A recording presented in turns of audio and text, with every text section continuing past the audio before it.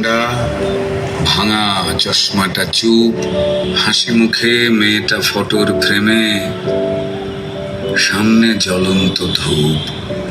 ডাক্তারিতে chance পাওয়ার খবরে হয়তো সেদিন মেয়েটার বাড়ি জুড়ে ছিল হইচই। রান্নাঘর থেকে খুন্তি হাতে দৌড়ে বেরিয়েছিল মা, চিৎকার করে বলেছিল, ওগো সুখবর আছে, পাড়া প্রতিবেশী সব গেলে কই? ওগো মেজে বৌদি শুনছো, মেয়ে তো ডাক্তারিতে চান্স পেল। এই রুনুর মা, আরে বাবা আমার মেয়ের খবর তোমাদের কি কানে গেল? মেয়ে আমার আরজি করে ডাক্তার হতে চললো। জানো বৌদি, মনে হয় গত জন্মের পুণ্য হয়তো এবার সত্যি হয়ে ফলল। আত্মীয় স্বজন হেসে উত্তর দিয়েছিল, ব্যাস আর চিন্তা কি বৌদি, তোমার মেয়ে তো আমাদেরও মেয়ে। অসুখ বিসুখ মানে এবার এ বাড়িতেই ডাক্তার। মা বলেছিল, আরে কি যে সব বলো বৌদি, এসব না তোমাদের বাড়াবাড়ির আবদার। শোনো বৌদি, আমার মেয়ে না দেশের সব খবর জানে।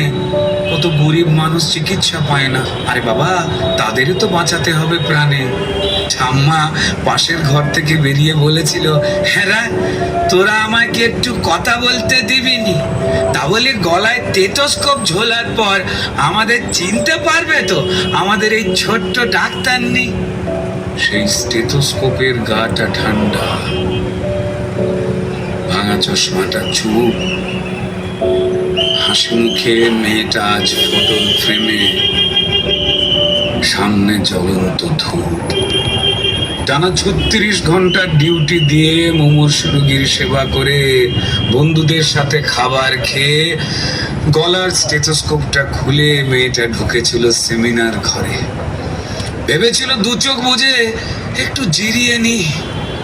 সেই যে দু চোখ বন্ধ হয়েছিল, সে দু চোখ আর খোলেনি। সেমিনার রুমে যে ক্লান্ত ডাক্তারনি ঢুকেছিল, সকালে সে বেরিয়েছিল ক্ষত বিক্ষত বডি হয়ে। আর স্টেথোস্কোপের গাটা ঠান্ডা, ভাঙা চশমাটা চুপ, হাসি মুখে মেয়েটা ফটোর ফ্রেমে, সামনে জ্বলন্ত ধূপ।